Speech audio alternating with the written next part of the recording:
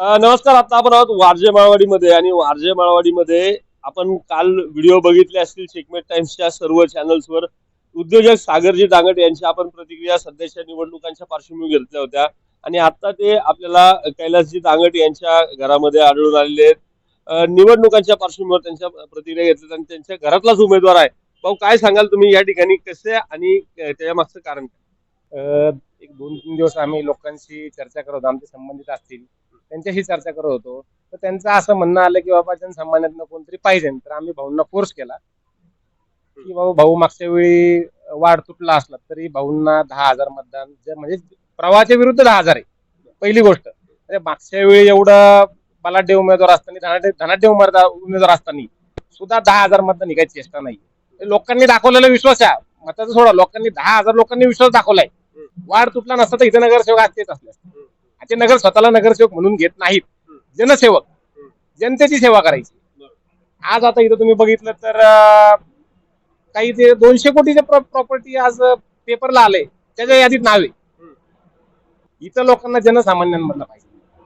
तर आम्ही त्यांना फोर्स केला की भाऊ, तुम्ही शेवटच्या क्षणी त्यांना फोर्स केला की तुम्ही यामध्ये राजकारण नाही म्हणता यांना समाजकारणामधनं यायला पाहिजे. त्यामुळे त्यांनी आमचं ऐकलेलं आहे.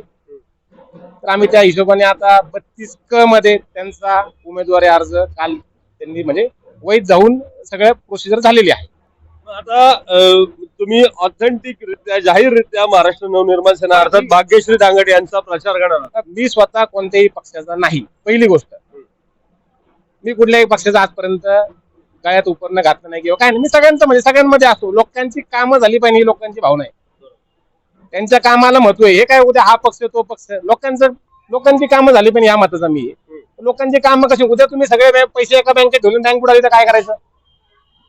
सगळे पैसे एका बँकेत ठेवून बँक बुडाली, कुणाकडे जाणार लोक?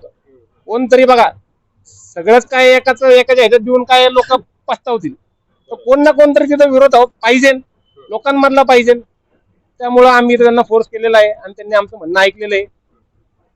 एकूणच आपल्या लक्षात येऊ शकतं, उद्योजक आहेत खरं आणि उद्योजकाने उद्योजकासारखं उदाहरण दिलेलं आहे. सगळे पैसे जर एकाच बँकेत ठेवले आणि बँक बुडाली तर आपण काय करायचं? अर्थात म्हणजे याचा अर्थ राजकीय दृष्ट्या जर घेतला तर सगळ्यांनी एकाच पार्टीला मतदान केलं आणि पार्टीने तुम्हाला सहकार्यच नाही केलं तर काय करणार? त्यामुळे आपली चॉईस आपण ठरवा, अशा प्रकारचं आवाहन सागरजी दांगट यांनी या ठिकाणी केलेलं दिसतंय.